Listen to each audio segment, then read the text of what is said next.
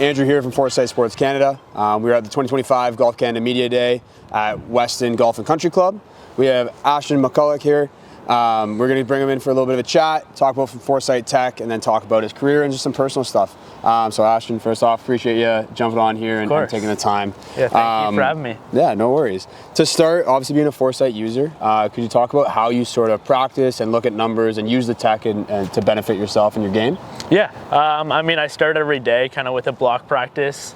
Right now I'm working on a lot of my attack angle.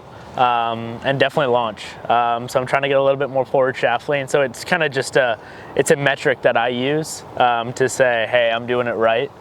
These are the numbers that I want to see. And then I kind of move over into more randomized practice. And there's nothing better than being able to hit a shot and then know how far it went right after.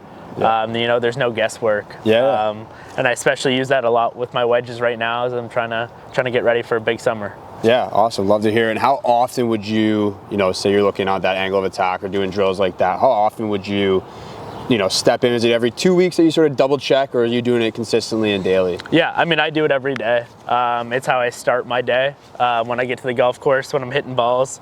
And it's kind of a good check-in for me. It's like seeing the doctor, it's like I feel much better after it, and just it's confirmation that I'm moving in the right direction for sure. Yeah, 100%. And on that confirmation side, do you, obviously you're using it quite often, your numbers pretty inside and out. Mm-hmm. Do you bring it out on the course prior to rounds, or do you find that the confirmation throughout your daily practice is enough going into the practice day of a round, you can sort of just step into the round and play well? Yeah, I mean, I've definitely used it on the golf course. I don't use it quite often as when I'm playing. A lot of the times I like to compete on the golf course, and often with that's buddies or teammates or whatever it is. So I'm trying to be out there and try to be present and shoot the lowest score I can, but I have brought it out on the golf course. Yeah.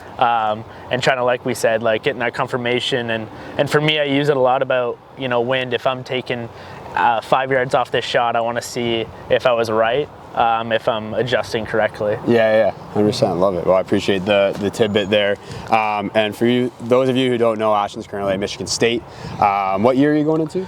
I just finished my senior year. Seniors, you're done. Good to go? Done, but I'm coming back. Love it. There you go. I'm coming back. I feel like Jordan. That's sweet. How's the college game been? How's the transitioning been from the junior phases in Canada and then going into the U.S. and NCAA? Yeah, I mean, obviously it's a big jump. The NCAA golf is really good, and every year it feels like it gets better and better. You get so many guys now that can go out and compete right away on the PGA Tour. And that upper side of college golf is, like I said, it's good. It's good golf, and it's something that you don't really see as often in junior golf, especially being from Canada. You're not as exposed to as much high level golf tournaments unless you travel a lot, which I didn't do. So when I got to school, it was definitely a little bit of a shock, but I think I took that as a challenge and faced it head on and got over it. 100%. Yeah, I love it. That was a great answer.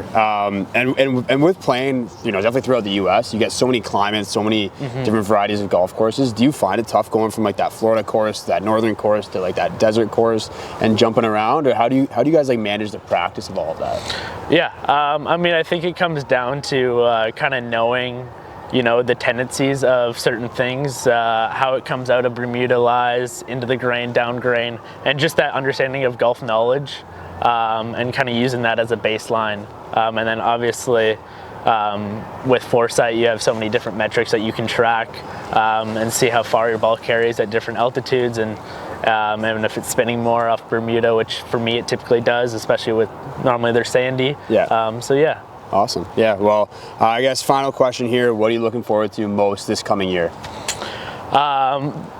Definitely the Canadian Open, to be able to be back, to play. Last year was an unbelievable experience. So to get that exemption to come back and that belief in me, I can't wait, and I'm super excited to tee it up. Yeah, awesome, man. We're all rooting for you. Good luck in the coming weeks, and good luck in this coming season as well. Thank you. We appreciate you jumping on.